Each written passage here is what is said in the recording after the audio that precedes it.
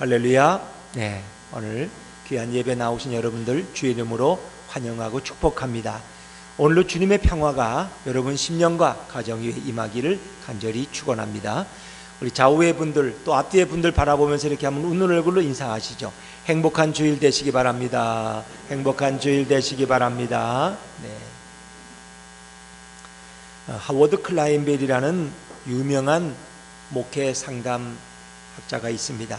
그가 쓴 목회 상담 교재 서문에 아주 재미있는 글이 소개되고 있습니다.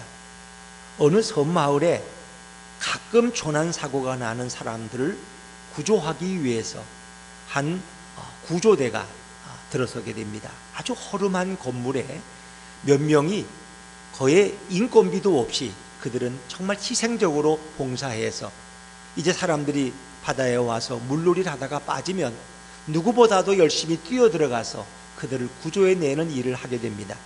그들의 아름다운 미담의 소식이 사람들의 입술을 타고 여기저기 번져나가기 시작합니다. 사람들은 그 얘기를 듣고 그 섬에 가면은 즐거운 바캉스도 누릴 수 있고 그리고 안전한 이런 물놀이를 할 수 있겠구나 생각이 들어서 여름이면 많은 사람들이 몰려들었습니다. 많은 인파가 몰려드니까 거기 상가들도 따라오고 건물도 따라옵니다. 그러다 보니까 이제 이렇게 수고하는 이 구조대원들을 저렇게 허름한 데 머물 수 있게 할 수 없지 않느냐, 좋은 건물을 지어드리자. 그래서 사람들이 십시일반으로 헌금을 해서 좋은 멋진 건물을 지어 주었습니다. 그리고 그 안에는 좀 쉴 수 있도록 침대도 놔주고 또 쉴 수 있도록 당구장도 만들어 주고 심지어 거기에는 약간의 술을 팔 수 있는 바도 만들어 주었습니다. 이제 그들은 쉬는 시간이면 얼마든지 술도 마시면서 여유 있게 보낼 수 있었습니다. 이제 그러면서 꽤나 시간이 지났는데 언제부터인가 조난 사고가 나서 사람들이 빠져들어가도 술 취한 구조대가 들어가다가 시간을 놓쳐서 사람을 제때 구조하지 못하는 이런 일들이 일어나게 됐습니다. 여름에 피서를 왔다가 수영을 하다가 물속에 빠졌다는 소식이 들려도 구조대원들은 다른 일을 하다가 바른 시간 내에 뛰어들지 못해서 사람을 그냥 놓치는 일이 한두 번이 아니었습니다. 그러면서 이 섬은 악명 높은 섬으로 소문이 나기 시작했습니다. 그 많이 찾아오던 인적도 끊겨지고 발길이 끊겨지고 결국 사람이 찾지 않는 그런 황량한 섬이 되었습니다. 거기에는 그냥 낙엽과 쓰레기만 굴러다니게 되었습니다. 오늘 이 이야기를 하워드 클라인벨은 왜 그의 교재 서문에서 이야기했을까? 이것은 오늘날도 죄의 물결에 빠져 죽어가는 영혼을 더 이상 구원하지 않고 교인들 간의 친교나 안일에만 빠져가는 현대 교회의 변질을 경고하기 위해서 이 귀중한 이야기를 담고 있습니다. 사실은 여러분이 눈치챘듯이 이렇게 오늘 성경 본문과 제목이 바뀌었습니다. 사실 처음 교회를 개척하면서 아내와 제가 약속한 게 있어요. 우리 전도에 대한 얘기는 하지 말자. 전도하면 교인들이 그 개척교회 와서 전도하라 그러면 얼마나 부담스럽겠냐. 전도의 이야기는 하지 말자. 그래서 주로 전도라는 주제는 피해서 다른 주제의 설교를 주로 해왔던 것을 저와 여러분이 다 알 것입니다. 그런데 이번 주도 이렇게 여러분들에게 정말 위로를 주기 위해서 너희 염려를 다 주께 맡기라. 이렇게 제목을 토요일날 뽑아놨어요. 이 준비를 하루 종일 일주일 동안 해왔습니다. 그런데 어제 저녁부터 하나님 제 마음에 변화를 주셨어요. 그리고 몸이 갑자기 아파가지고 그 설교를 도저히 쓰지 못하도록 하나님 만드셨어요. 그러니까 제가 밤새도록 새벽에 깨서도 새벽에 1시부터 깨서 뒹굴고 이 고민하면서 하나님이 원하시는 게 뭘까? 근데 결국 하나님이 제 마음에 허락하신 것이 복음을 증거하는 설교를 하라는 것이었습니다. 그래서 이건 뭐 핑계할 수 없이 오늘 여러분에게 복음적인 설교를 하게 됐습니다. 정말 영혼을 구원하는 설교를 하게 된 것을 저는 굉장히 감사하게 생각하지만 또 당황스러운 일이기도 합니다. 자, 우린 신앙생활을 하면서 하나님이 가장 원하시는 게 뭘까? 하나님의 뜻을 너무나 많이 물어요. 주님의 뜻이 뭘까? 우리가 뭐 우스갯소리로 많이 하는 얘기 있죠. 어느 날 차를 타고 승용차를 타고 수녀 두 분과 신부가 같이 시골길을 가게 됐답니다. 이 강원도 길은 너무 이렇게 험해서 길이 늘 흔들려요, 차가. 근데 하필이면 뒷좌석에 신부가 중앙에 탔고 우측에 예쁜 수녀가 또 좌측에는 좀 늙은 수녀가 탔다는 겁니다. 근데 차가 흔들리다 보면은 이렇게 예쁜 수녀가 이렇게 자기 쪽으로 신부 쪽으로 몸이 흔들릴 때가 있어요. 그러면 이 신부가 뭐라고 기도하냐? 주여 뜻대로 하옵소서. 그리고 이쪽에 늙은 수녀가 이렇게 부딪히면은 주여 시험에 들지 말게 하옵소서. 우리는 늘 주님의 뜻을 찾는다는 것입니다. 하나님의 뜻이 뭘까? 디모데전서 2장 4절에 보니까 하나님은 모든 사람이 구원을 받으며 진리를 아는 데 이르기를 원하시느니라 라고 말씀합니다. 하나님은 모든 사람이 구원받기를 원합니다. 이 구원이란 말을 주로 길게 설명할 필요가 없을 것입니다. 왜? 우리는 그 의미를 너무나 분명하게 알기 때문입니다. 하나님은 모든 사람이 구원받기를 원하시고 모든 사람이 진리를 알기를 원한다. 진리라는 건 뭡니까? 하나님의 말씀이고 구원의 진리를 가리키는 것입니다. 바로 하나님의 관심은 어디에 있어요? 영혼 구원에 있다는 것입니다. 하나님을 알지 못하는 영혼들에게 예수 그리스도의 복음, 십자가의 복음, 생명의 복음, 소망의 복음을 전하는 것을 주님은 원하시는 것이고 그것이 주님의 뜻이라는 것입니다. 목사님들이 보통 어느 교회에 이렇게 새로 부임을 하게 되면 교인들의 관심은 목사님이 우리 집에 신방 오시면 어떤 음식을 대접할까? 여기에 관심들이 있습니다. 그래서 첫 어느 구역에 신방을 가서 이제 설교를 하고 나면은 이제 처음 오셨으니까 교인들이 맛있게 음식을 대접합니다. 그러면 교인들의 관심은 목사님의 젓가락이 어느 음식에 많이 가냐. 쉽게 말하면 우리 목사님이 돼지고기를 좋아하느냐 아니면 보신탕을 좋아하느냐 뭐 야채를 좋아해, 여기에 관심이 있다는 것입니다. 그래서 그 다음 구역을 신방할 때를 위해서 야 목사님이 어느 음식을 좋아한대. 그러면 내일 그때는 그냥 그 음식만 계속 나오는 거예요. 왜? 목사님이 좋아하는 음식이라. 물론 그것도 틀린 건 아닙니다. 그러나 우리가 굳이 거기에 관심을 쓸 필요는 없다는 것입니다. 중요한 것은 우리의 관심은 하나님의 젓가락이 어디를 향하느냐 하는 겁니다. 하나님의 젓가락의 뜻이 어디에 있느냐. 정말 거기에는 영혼 구원에 하나님의 젓가락이 향한다면 우리는 그것을 주님의 뜻으로 받아들여야 되지 않겠느냐 하는 것입니다. 제가 과거 얘기를 좀 하면 제가 좀 결혼을 일찍 한 편이라고 말씀드렸잖아요. 근데 그것도 지금 생각하니까 너무 일찍 했어요. 너무 일찍 했어요. 우리 지금 동인이 자매가 몇 살이라 그랬죠? 24살. 그 나이가 딱 좋아요. 저희가 결혼한 나이가 24살이었거든요. 근데 그때 저는 결혼을 하고 이제 군대 복무를 1년 더 하고 이렇게 제대를 하고 복학을 했는데 그때가 신학교 3학년으로 복학을 한 겁니다. 그러니까 이제 아무 벌이도 없이 결혼부터 했으니까 이게 막막하잖아요. 그래서 생활도 해야 되고 집도 있어야 되고 그래서 서울 수유리에 이제 한신대학원이 그때 있었기 때문에 거기서 한신대학을 이제 다녔는데 신학교를 다녔는데 그 학교 밑에 이렇게 신발 가게 하는 게 하나 난 게 있었어요. 그래서 이제 집을 찾다가 여기 신발 가게이시네. 당신은 저 가게도 운영하고 나는 학교도 가깝고 괜찮겠다. 그래서 이제 그 집을 택한 거예요. 근데 뭐 사실은 새벽에 시간이 일찍 나서 동대문에 가서 물건을 떼다가 신발을 떼다가 진열해 놓고 저는 아침 먹고 학교 가면 주로 졸았어요. 왜? 졸리죠. 이제 그렇게 안 해봤으니까. 그런데 그때 저희들의 관심은 어디를 가든 말든 보면은 사람들을 보면 얼굴을 절대 안 보고 신발부터 봤어요. 요즘 어떤 신발이 유행이냐, 어떤 신발이 요즘 잘 팔리냐. 왜? 신발을 많이 팔아야지 생활이 안정되니까 저희들의 관심은 신발에 있었다는 것입니다. 오늘 저와 여러분의 관심은 어디에 있을까요? 이제 개척된 지 1년도 안 되는 우리 예수품교회의 진짜 관심은 어디에 있느냐는 겁니다. 주님은 오늘 그것을 우리에게 묻고 계십니다. 오늘 주님의 관심은 어디에 있었을까? 주님의 관심은 영혼이 구원하는 데 있었다는 것입니다. 사도행전 1장 8절은 예수님이 승천하기 전에 우리들에게 주신 유언의 말씀이라고 해도 과언이 아닙니다. 그 말씀을 보면 오직 성령이 너에게 임하면 너희가 권능을 받고 예루살렘과 온 유대와 사마리아와 땅끝까지 이르러 내 증인이 되리니. 이 증인이라는 건 뭐예요? 뭘 목도한 사람이 증인이에요. 내가 어떤 살인 현장을 목도했다.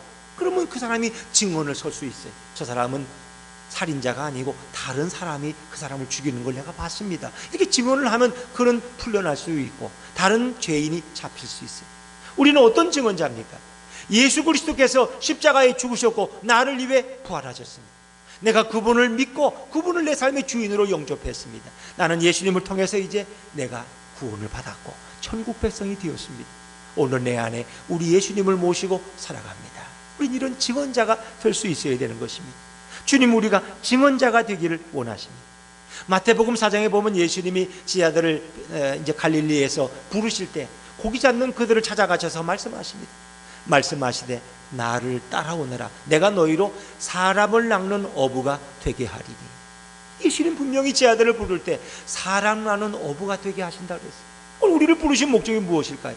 영혼을 낚는 어부가 되기를 원하시는 것입니다. 정말 우리는 사람 낚는 어부로서의 삶을 살아가고 있는가 하는 것입니다. 어찌 보면 구원은 공짜로 주어진 것입니다.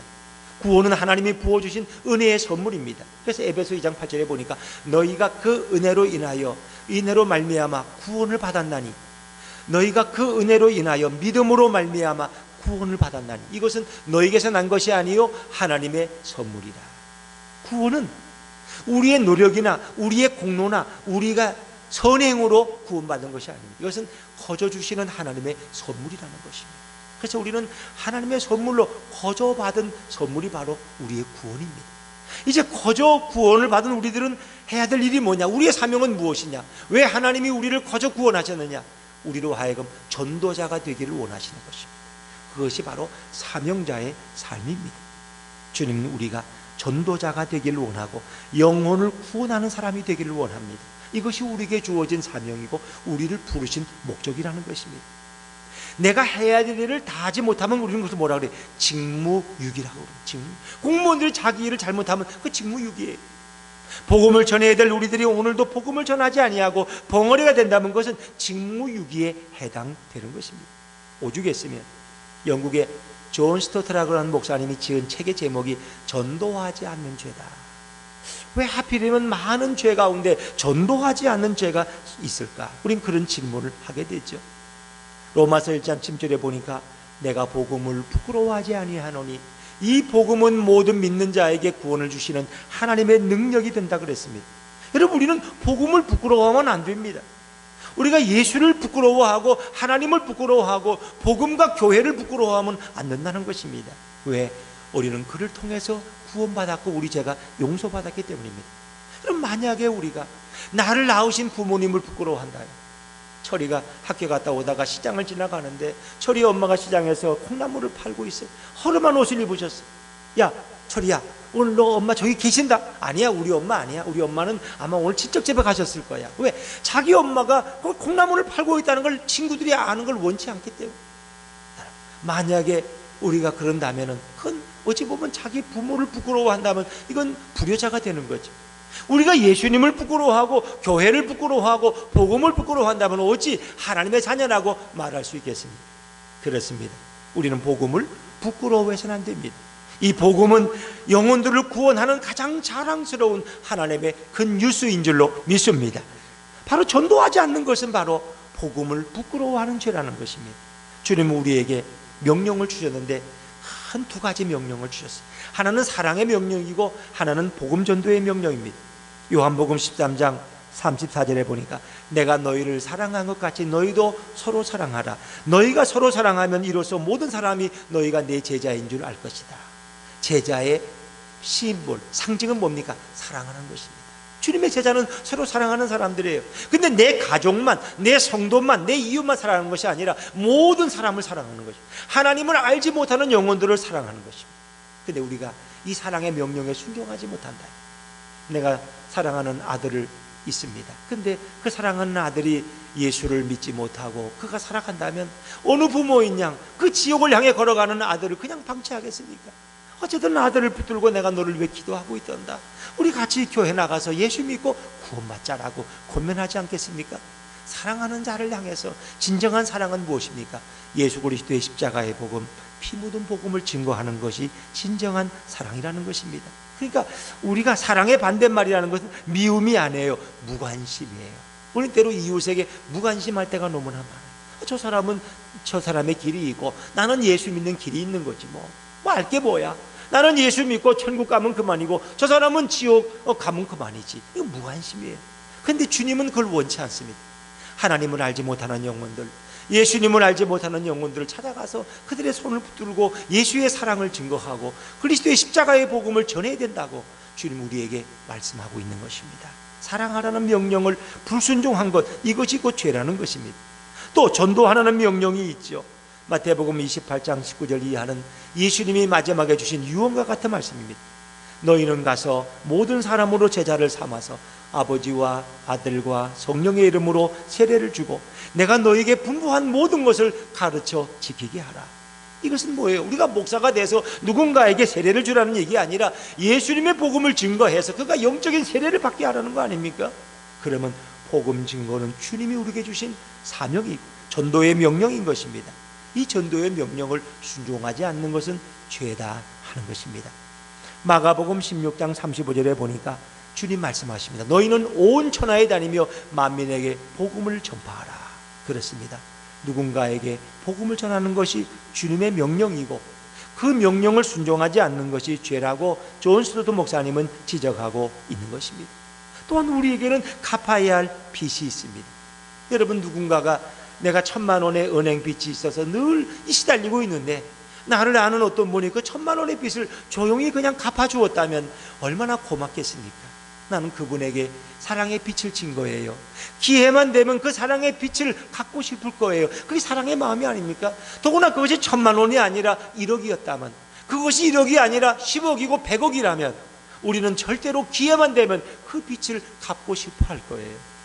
우리 예수님은 우리를 위해서 엄청난 사랑의 빛을 대신 치러 주셨어요. 그래서 저와 여러분은 우리의 엄청난 죄를 지고 심판을 받고 지옥에 던져져야 될 운명이었지만은 우리 예수님이 우리 죄를 당신의 십자가에 다 지시고 우리 대신 그 죄값을 치르셨기 때문에 우리를 그 분께, 예수님께 사랑의 빛을 지고 있다는 것입니다. 그래서 로마서 1장 4절에 보니까 헬라인이나 야만이나 지혜 있는 자나 어리석은 자에게 다 내가 빚진 자라. 사도 바울은 이 빚진 자 의식을 가지고 살아갔습니다. 내가 누군가에게 빚을 지고 있기 때문에 내가 이 빚을 갚기 위해서는 내가 매를 맞아도 풍랑을 당해도 곤욕을 치러도 감옥에 갇혀도 나는 복음을 전해야 된다는 것입니다. 이게 사도 바울의 의식입니다. 여러분, 우리에게는 이런 빚진 자 의식이 있느냐? 주님이 내 빚을, 엄청난 빚을 갚아주셨는데 우리는 과연 그 빚을 주님 앞에 어떻게 갚을 수 있느냐 하는 것입니다. 우리가 잘 아는 알버트 슈버이처가 그 가진 사회적인 학벌과 명예와 지위를 다 포기하고 아프리카 선교사로 떠나는 대단한 일이 일어나게 되죠. 사실은 그 얘기를 들어보면 옆집에 가야 될 이 편지가 자신의 집에 잘못 전달됐어요. 그래서 슈버이처가 그걸 무심코 자기에게 오는 편지라고 들어봤더니 아프리카의 어떤 선교사가 이제 사람들을 구하는 그런 거예요. 지금 아프리카에는 의사가 없어 수많은 사람들이 죽어가고 교회도 세우지 못하고 여러 가지로 열악한 가운데 있습니다. 누군가가 와서 함께 도와주면 좋겠다는 이런 호소가 있는 편지였습니다. 아프리카는 그 편지, 엘버트 슈버이처는 그 편지를 쓰는 순간 자기를 부르는 주님의 음성으로 듣게 됩니다. 그리고 그는 그 가진 신학 박사요, 음악 박사요, 또 의사인 이 모든 직위를 다 내려놓고 그는 아프리카로 떠나게 되죠. 사람들이 그에게 묻습니다. 왜 이 좋은 명예와 이 좋은 지위를 포기하고 왜 그 밀림의 땅 아프리카로 가느냐? 그건 단 한마디, 빚 갚기 위해서입니다. 내가 빚진 사람이기 때문에 그 빚을 갚기 위해서 내가 갑니다. 그렇습니다. 어찌 보면 우리는 내가 예수를 먼저 믿고 우리는 주님의 희생을 통해서 구원받은 자들이기 때문에 우리는 다 복음의 빚진 자들인 것입니다. 우리가 이 빚을 어떻게 갚아갈 수 있을까 하는 것입니다. 여러분, 전도라는 것은 때로 우리가 불편하게 느끼기도 합니다. 또 지금은 전도가 안 되는 시대라고, 우리가 전도해봤자 어려움 당한다고 이렇게 저 자신도 사실은 생각을 많이 했습니다. 그래서 아직은 전도할 때가 아니다, 전도해도 되지도 않고 참 어려울 때다. 그런데 주님께서 제 마음속에 주시는 것은 지금이 바로 전도할 때라는 것입니다. 때를 얻든지 못 얻든지 말씀을 전파하라고 주님은 말씀하십니다. 사람들이 마음을 닫고 있는 이 때에도 지금 우리는 복음을 전해야 한다는 것입니다. 이것이 주님의 마음입니다.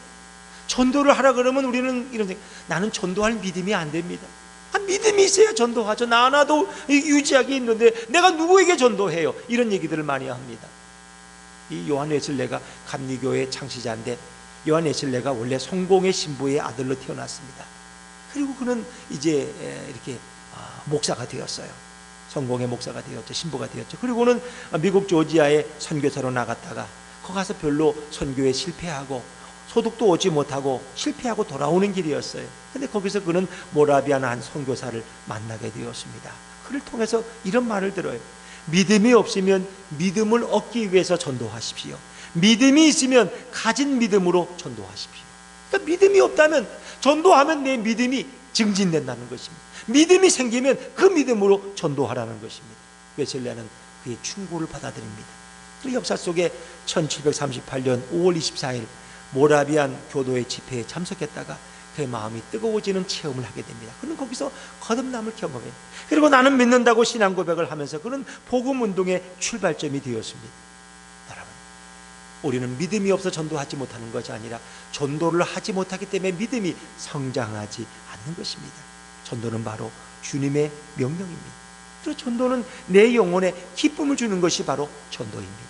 우리가 예수를 믿는 기쁨이 있습니다. 그러나 이 전도해서 얻는 기쁨만큼 큰 기쁨은 없는 것입니다. 누가복음 10장에 보면 예수님이 70인 전도대를 향해서 이제 둘씩 짝을 지어서 그들을 전도하라고 내보냅니다. 그들이 전도하다가 돌아와서 예수님께 보고하게 되는데 누가복음 10장 10절에 보면 그래요. 70인이 기뻐 돌아와 가로되 주여 주의 이름으로 귀신들도 우리에게 항복하더이다. 그들이 기쁨으로 돌아옵니다. 왜냐하면 예수의 이름으로 복음을 증거했더니 악한 마귀가 떠나가고 그들이 예수님을 영접하는데 너무너무 마음이 기쁘더라는 것입니다. 여러분, 세상에 전도만큼 기쁨이 어디 있겠어요? 우리 가정에 아이들이 가정의 기쁨이 되지 않습니까, 여러분?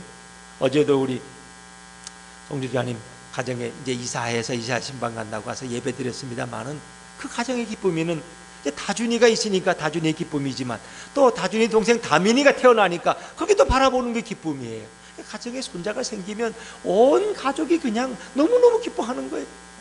우리 이강민 장로님분들 그래.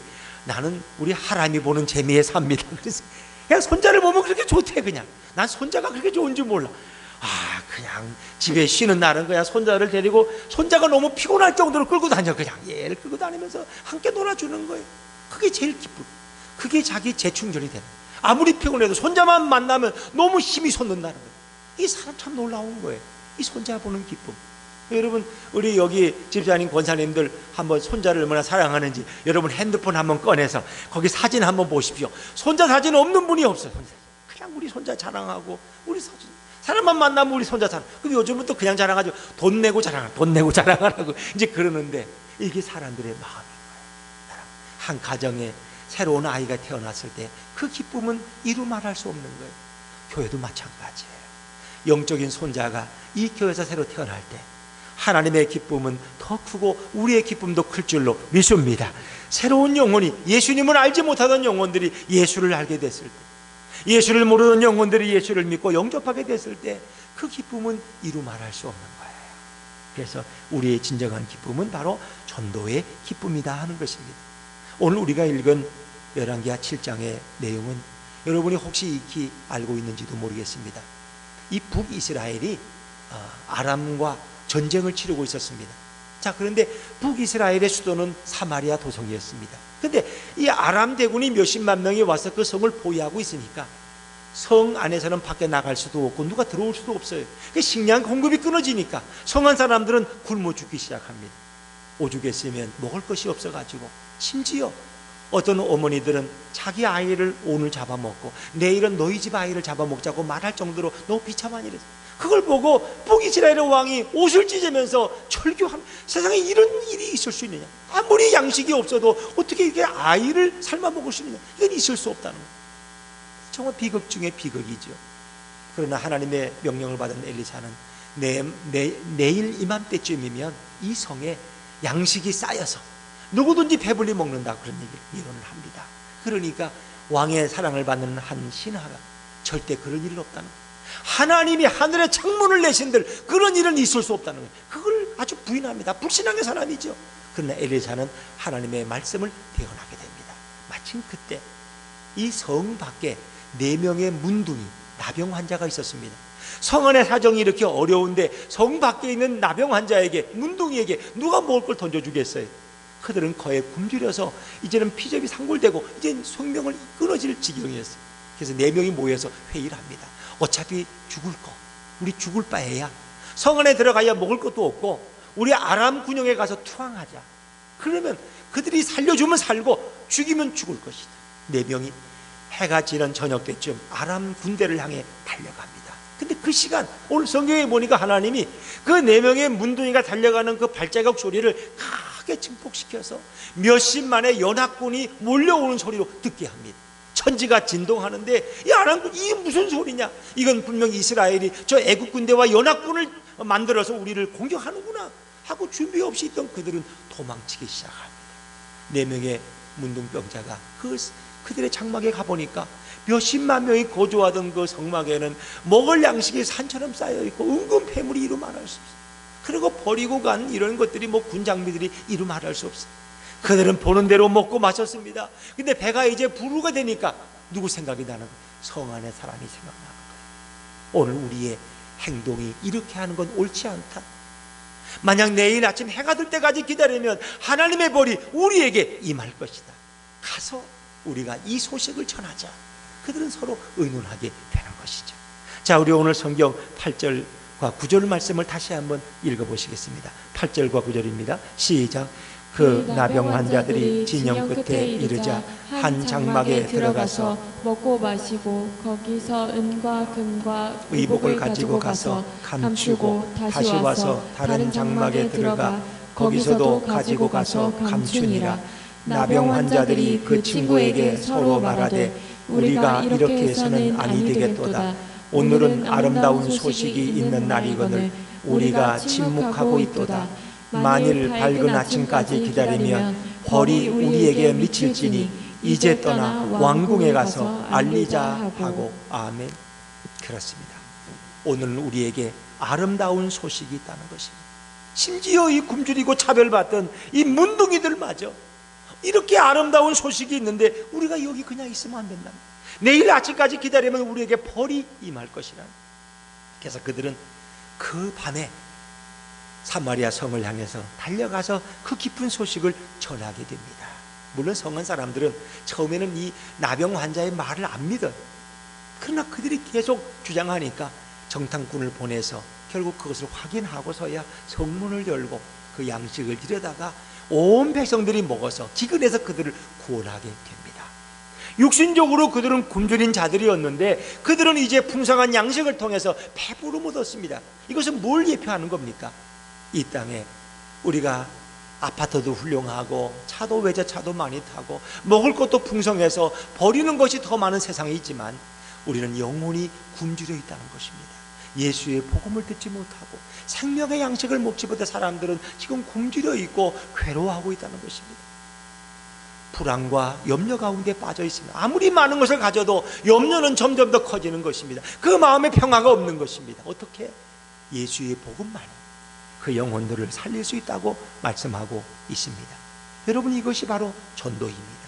오늘 4명이 기쁜 소식 굿뉴스를 전할 때 성 안에 굶어 죽어가는 영혼들이 구원받을 수 있었습니다. 오늘 예수님 교회가 비록 큰 교회는 아니지만 오늘 우리 한 사람 한 사람이 일주일에 한 사람에게만 예수의 복음을 증거할 수만 있다면 바로 이 지역사회가 우리를 통해서 변화되어질 수 있다는 것입니다. 주님은 전도를 가장 기뻐하십니다. 왜냐하면 이 땅에 예수님이 오신 목적이 죽어가는 영혼들을 구원하기 위해서 하나님은 당신의 외아들까지 이 땅에 보내신 분이 바로 하나님이십니다. 오죽했으면 하늘의 영광된 보좌를 버리시고 낮고 천한 이곳에 인간의 누추한 몸으로, 그것도 목수 요셉의 아들로 이 땅에 오셔서 고난을 당하시고 십자가의 죽으심으로 우리 죄를 사하셨다면 하나님이 우리를 향한 뜨거운 사랑이 얼마나 간절하냐 하는 것을 알 수 있습니다. 하나님이 택하신 영혼들이, 하나님의 형상으로 지음받은 그 영혼들이 하나님을 알지 못하고 예수를 믿지 못하고 지옥으로 죽어갈 때 하나님의 마음은 찢어질 것 같은 것입니다. 그래서 성경의 모든 우리가 비유들을 보면은 탕자의 비유니, 이런 은전의 비유니, 이런 양 한 마리의 비유니 뭐예요? 잃어버린 영혼을 찾을 때 그 기쁨이 이루만할 수, 천국에서는 잔치가 열리고 빵빠레가 울리는 것입니다. 주님은 우리가 영혼을 구원하는 것을 가장 기뻐하는 것입니다. 그것이 바로 주님의 마음입니다. 오늘 이 성경 본문을 통해서 오늘 주님의 마음이 무엇인가를 우리에게 주님은 알려주기를 원했습니다. 나병 환자들은 서로 말하되 우리가 이렇게 해서는 아니 되겠도다. 옛날 성경에는 우리의 소위가, 우리의 행동이 옳지 않도다. 우리가 아름다운 소식이 있는 날이거든 우리가 침묵하고 있도다, 잠잠하고 있도다. 만일 밝은 아침까지 기다리면 벌이 우리에게 미칠지니 이제 떠나 왕궁에 가서 이 사실을 고하자. 그들은 이야기합니다. 그렇습니다. 오늘 우리 마음속에 예수의 살아있는 복음이 있다면 우리 누군가에게 그 소식을 전해야 될 의무와 사명을 가지고 있다는 것입니다. 그러나 오늘날 우리들이 전도할 때 가장 큰 방해물이 무엇입니까? 사람들이 전도를 늘 즐거워하지만은 않다는 것입니다. 전도하면 또 교회 얘기 싫어한다는 것입니다. 그래서 우리는 이걸 꺼내기가 너무 이게 두려워. 그래서 우리가 때로는 성경책 들고 다니는 것도 때로는 피하려고 그러고, 내가 어디 가서 예수 믿는 교회 집사하고 권사하고 장로라는 것도 잘 말씀 안 하는 분들이 있어요. 왜? 사람들이 이 시대는 교회를 싫어한다. 어느 일간지에 보면은 이 종교란이 있어요. 그래서 가끔 이렇게 목회자들, 승려들, 신부들 얘기가 나오는데, 요즘은 좀 미안하지만 이게 나오는 거 보면 맨 승려 얘기, 스님 얘기를 나오는데 목사 얘기는 안 나와요. 왜 그럴까? 목사 얘기를 하면 별로 인기가 없다는 것입니다. 별로 신문에 도움이 안 된다는 것입니다. 그럼에도 불구하고 주님은 우리가 복음 증거하기를 원하신다. 정말 전도하기 어려운 시대에 또 핍박을 받을 때 누군가 생명을 갈고 복음을 전할 수 있다면 그 사람이 진짜 크리스찬이 아니겠습니까? 그가 진짜 야성적인 기독교인이 아니겠습니까?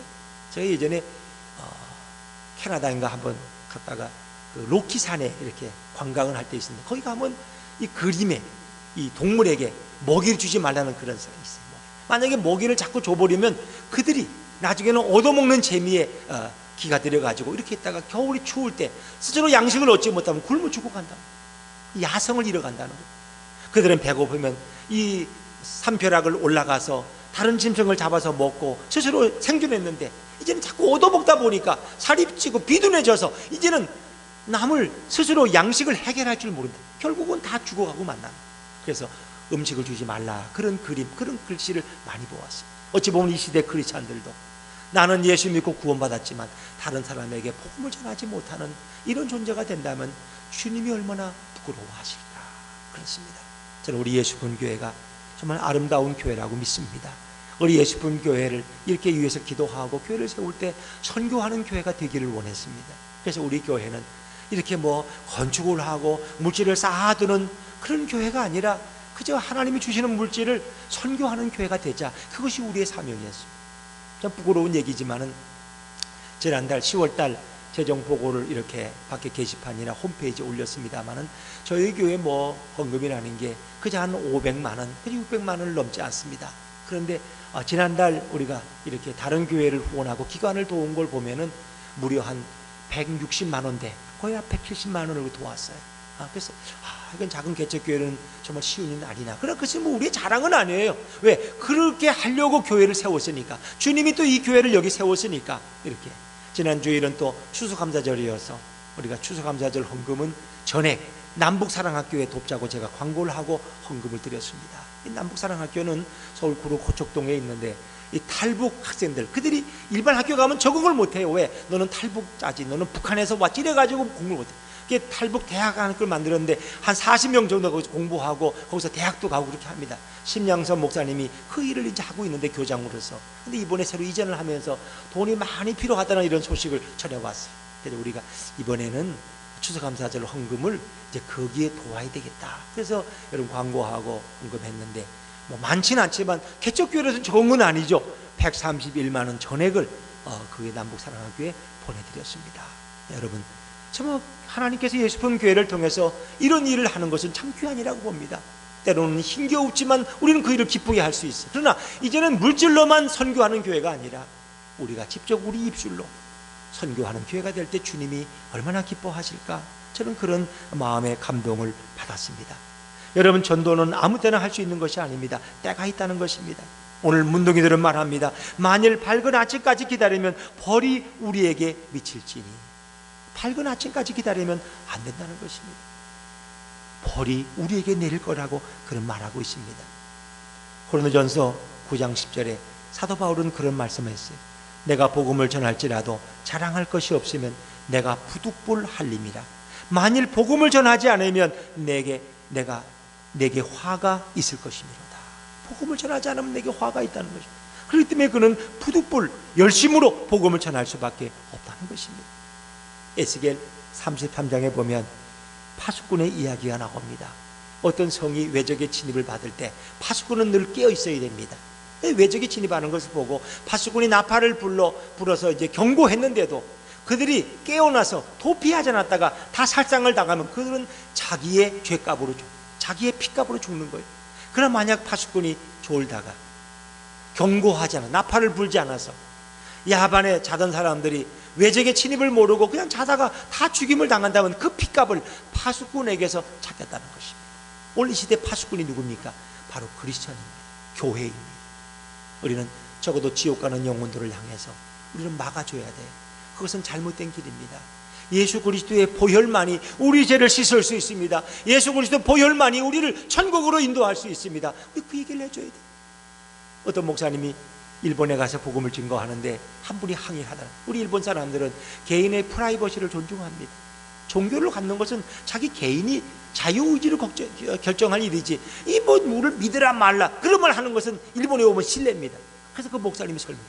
일본에 오니까 유황철이 너무나 많거든요. 어떤 이 온천은 막 뜨거워서 막 100도가 넘는 게 있어요. 거기다가 계란을 집어넣으면 금방 삶아서 그냥 먹을 수 있어요.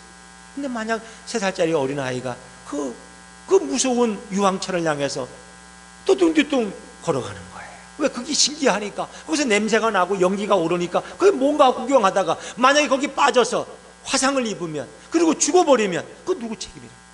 적어도 아이가 글로 향해서 가면은 누군가 보고 있다면 달려가서 그 아이를 붙들고 여기는 위험하니까 안 돼, 저리 가자 이렇게 권해야 되지 않느냐고.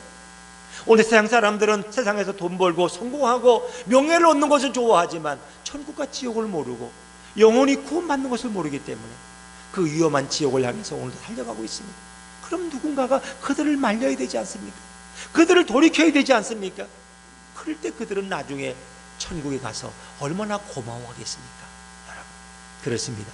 오늘 사람들은 전도를 회피하고 전도를 싫어할 수 있어요. 그러나 지금 때를 놓치면 그 영혼이 만약 지옥에 던져진다면 그 책임을 주님은 우리에게 묻겠다고 말씀하고 있는 것입니다.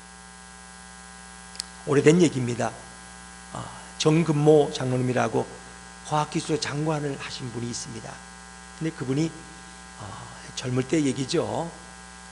그분이 경기고등학교와 서울대학을 졸업했는데 자기와 고등학교, 대학교 동기 동창인 분 중에 우리 전두환 대통령이 대통령으로 계실 때 김재기라고 경제수석 비서관이 있었어요.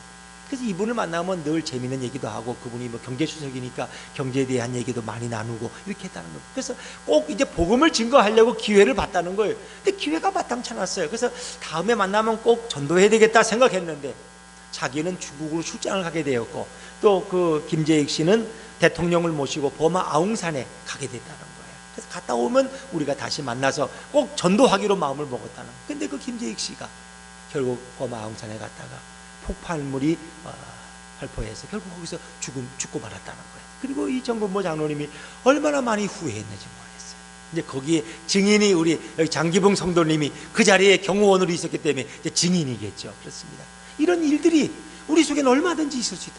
오늘 건강하던 분이 내일 교통사고 나서 차가운 시신이 영안실에 누워있는 경우가 얼마나 많이 있습니까? 오늘 아침 같이 식사하고 나갔는데 오늘 저녁에 만나서 영화 보러 가자 그랬는데 연락 온 것이 병원 영안실에서 연락 오는 경우도 얼마나 많습니다. 그 기회를 놓치면 다시는 복음 전할 기회가 없다는 것입니다. 사랑하는 여러분, 복음은 바로 주님의 명령입니다. 주님 우리가 복음 전하기를 원하십니다. 주님은 때를 얻든지 못 얻든지 우리가 복음 전하는 자 되기를 원하십니다. 저는 우리 예수품 교회가 열심히 선교하는 교회지만 이제는 복음 전하는 교회가 되기를 원합니다. 주님께서는 그럴 때 우리 예수품 교회를 더 사랑하시고 축복하실 줄로 믿습니다. 그래서 오늘 광고 드렸지만 12월 25일 성탄절이 수요일입니다만은 우리가 성탄절 예배 때 작은 음악회를 계획하고 거기에 우리가 예수님을 모르는 누군가를 한 분씩 초청해서 그 음악회에 함께 누릴 수 있다면 주님이 얼마나 기뻐하실까. 혹 그 기회가 그 마음을 열고 예수님을 영접하는 기회가 될 수 있다면 얼마나 좋겠습니까? 오늘 우리 12월 이제 마지막 남은 달력 한 장, 그 한 달 동안 우리가 누군가를 위해 기도하고 누군가를 주님께로 인도할 수 있는 저와 여러분이 되어서 주님이 기뻐하는 예수봉교회가 될 수 있기를 주 이름으로 축원합니다.